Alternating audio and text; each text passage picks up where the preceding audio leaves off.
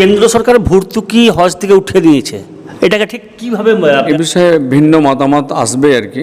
হজ সেই সমস্ত লোকের জন্য ফরজ যাদের জন্য আল্লাহ আর্থিকভাবে তাদেরকে সেই জায়গাতে রেখেছে আর কি।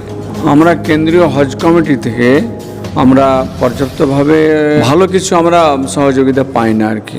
হজ কমিটির চেয়ারম্যান হিসেবে দায়িত্ব পালনের সুযোগটাকে ঠিক কীভাবে কাজে লাগাতে চাইছেন আপনি? দিয়ে যেমন মানুষের খেদমতের কাজ করা, মানুষ যে কোনো অসুবিধা ছিল সেগুলোকে আরও শর্ট আউট করে দিয়ে।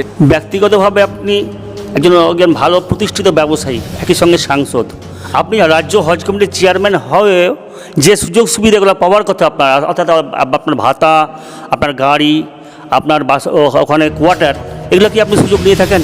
স্পষ্ট আপনাকে জানাই, কোনো রকমভাবে আমি কোনো সুযোগ আমি হজ কমিটি থেকে বা ওয়াকফ বোর্ড থেকে নিই না।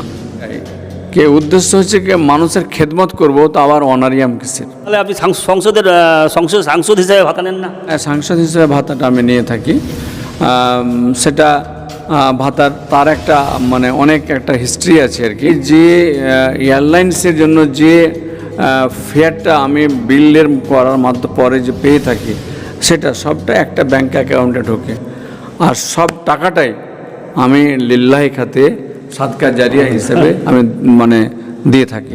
ভাঙড়ের বিধায়ক নওশাদ সিদ্দিকী আপনার বিরুদ্ধে ব্যক্তিগতভাবে আক্রমণ করে কটূক্তি করে সে দুর্নীতির অভিযোগ তুলেছিল। একটা উদাহরণ দিয়েছিলেন যে হাজিদের, যেখানে 8,000 সাড়ে 8,000 হাজি, সেখানে অন্তত 50,000 কাপ চায়ের বিল দেখানো হয়েছে।